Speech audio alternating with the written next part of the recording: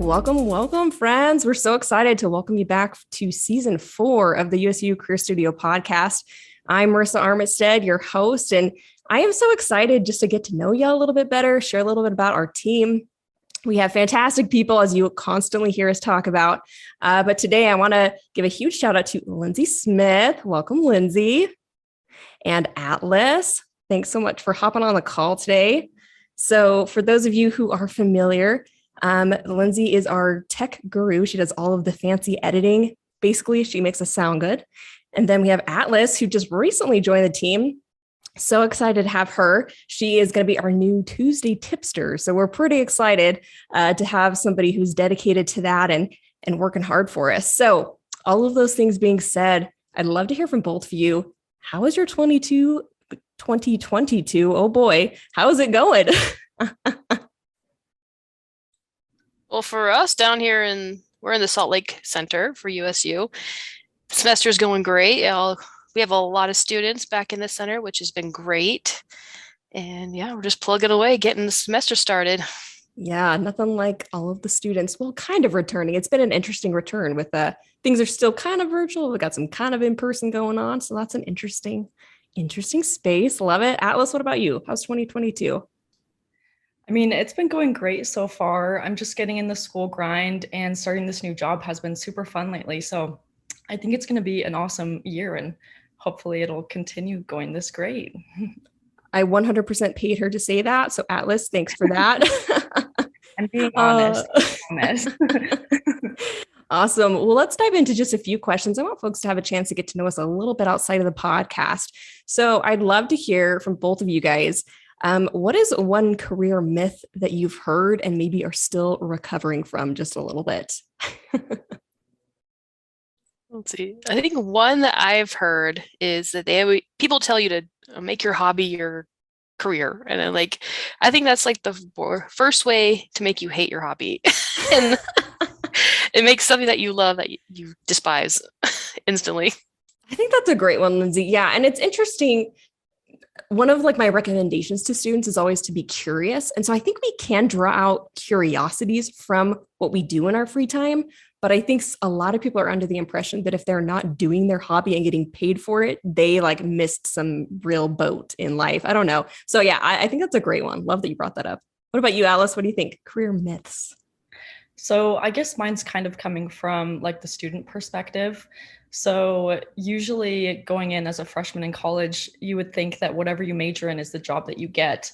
But throughout the years, I found out that that's definitely not true. And it's actually more likely that you'll be having a career in something that's not even close to your major. So that's something that's pretty interesting, unless it's law school or medical school. That's a different topic. But yeah, Yeah. This is a really interesting one. And in fact, I just recommended a book, Designing Your Work Life, to a friend of mine. And in that book, they talk about research recently that was done. I think it's 27% of people actually go into a career path that's related to their major, a very small amount of people.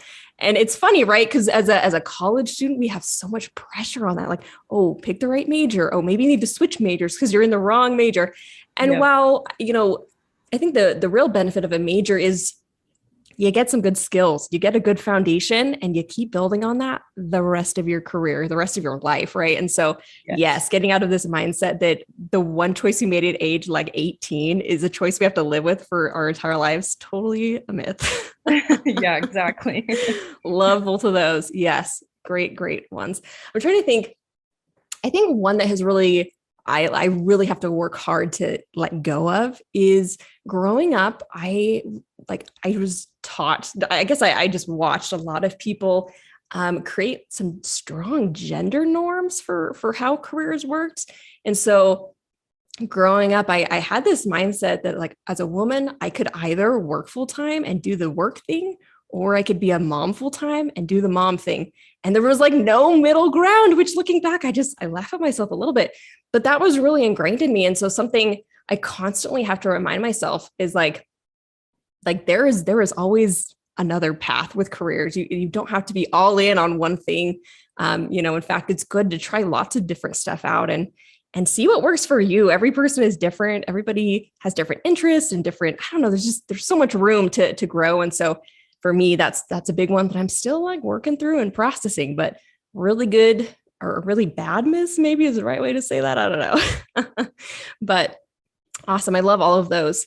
Okay, well, let's move to question number 2. And this one is all about bucket lists. So what is like one thing you have to do before you die? Atlas, do you want to go first? Let's see. I would say going to Japan, because before the pandemic, I was actually supposed to go to Japan the week that we shut down. Ugh. And I was so excited that I was going to be able to check that off my list. But, a lot of people can't check things off their bucket list right now because of the pandemic, which is okay. So hopefully one day I'll be able to go back and just have that awesome experience with a completely different culture.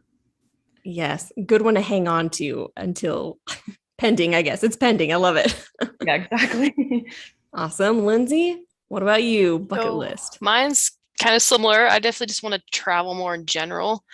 And, given the situation right now in the world, seems like a pretty big ask.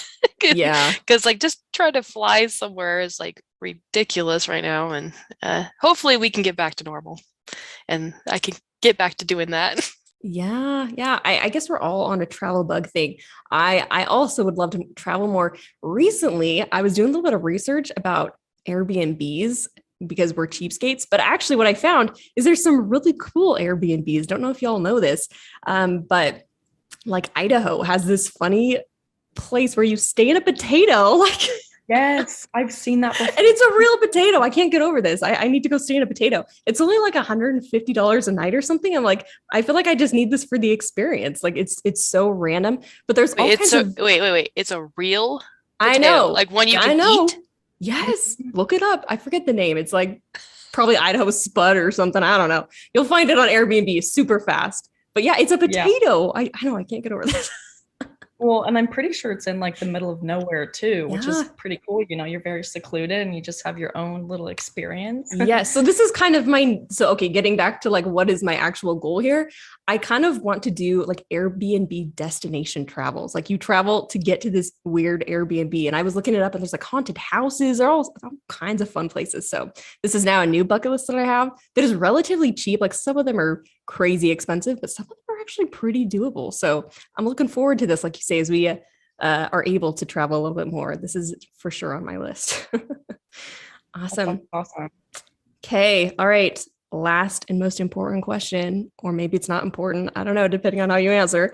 But I am super curious. Some people strongly believe in New Year's resolutions. It's kind of a hot topic. Super curious. One, do folks have New Year's resolutions? Do we believe in these? And if so, what are they for this year?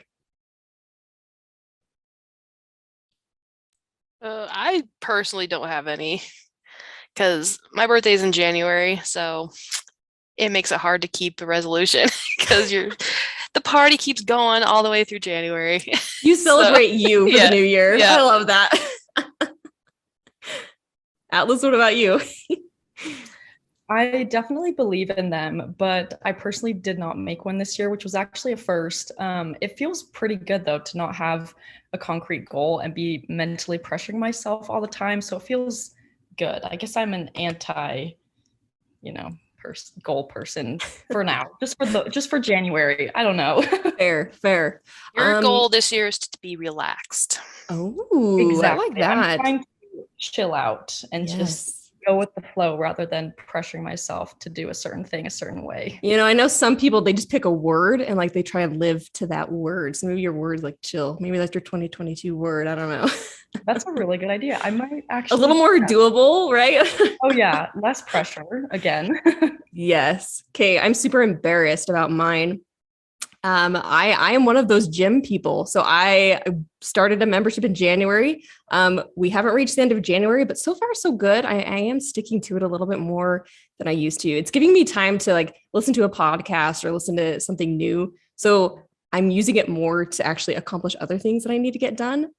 But it happens just to be, on a treadmill or whatever. So we'll see how long it lasts. You all can keep me accountable now that you know what I'm doing, but pretty excited to see where that goes. So all right. Well, as we wrap things up here again, just excited to kick off a new season. We have a lot of fun content lined up.